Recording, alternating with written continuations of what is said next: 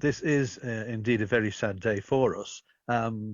We have taken this decision with great reluctance, but we believe that by making this decision at this time, when we can fully meet all our financial obligations, we can have the opportunity of restructuring and moving forward with a core service, which is what we originally designed in 27 years ago, which will continue to support and help our members in the future. Now, in terms of the financial reasons that you mention, is it something that's been building gradually over time, or is this something that's come up quite suddenly?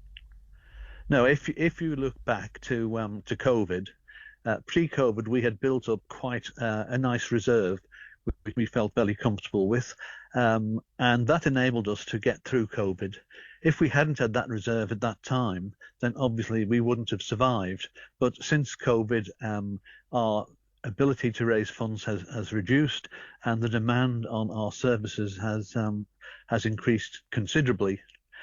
If you look back to when we first started 27 years ago in St John's, serving St John's and Foxdale, we offered a fairly basic service, which was befriending, offering lunch clubs, etc., and outings for our members. Since then, we've expanded quite considerably and introduced a lot of new services. Those new services do require a considerable infrastructure.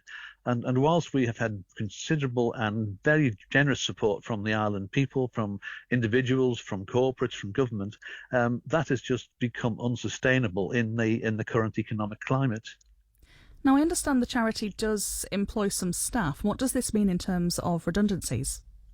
Well, obviously, yes, we do employ, at the moment we employ 10 staff, and they will all get their full redundancy pay. They will all be paid everything that they're entitled to by way of holidays, salary, redundancy. So that is all covered. We have enough money to do that, and to cover everything else that we owe. And hopefully we will have a little bit left over at the end of the day.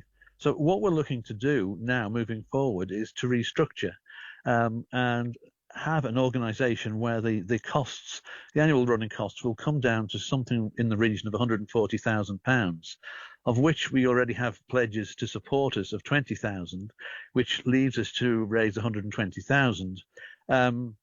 We know from our existing fundraising activities that we can probably raise in the region of £90,000 a year. With a government grant of 30,000, that will enable us to balance the books. What we need now, and what we will be doing in the next week, is going out with a public appeal to raise between £60,000 and £100,000 in order to complete our reserves.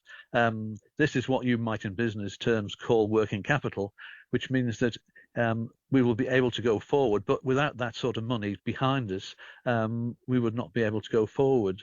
If you look at the costs at this level of 120,000, that equates to £5 per person per week of the members that we support. There are 500 of them, which we will hopefully keep supporting going forward. And £5 a week per person to reduce loneliness and isolation is not a great deal of money. And I feel sure that the great Manx public will support us in this. And this is what we need to keep going: is to raise at least 60,000, preferably 100,000, within the next couple of months, and then we can restructure. Hopefully we can re-employ some of our existing staff, but obviously in different roles. So I'm hopeful that this will not be the end. Now, what advice would you give to those who currently use live-at-home services? I'm sure there will be some who will be hearing this news and be worried about the impact it will have on them. Yeah, yes, indeed. You're absolutely right. They can contact us on 627 778 or 616571. And we have made arrangements with the wellbeing partnerships which exist across the island. And in our letter to members, we have given them their telephone numbers to contact them to see what additional support they can offer.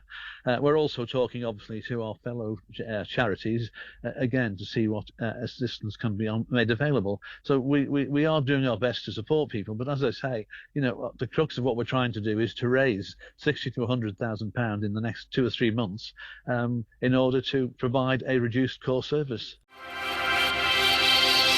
Thank you for making it to the end of the Manx Radio newscast. You are obviously someone with exquisite taste. May I politely suggest you might want to subscribe to this and a wide range of Manx Radio podcasts at your favourite podcast provider, so our best bits will magically appear on your smartphone.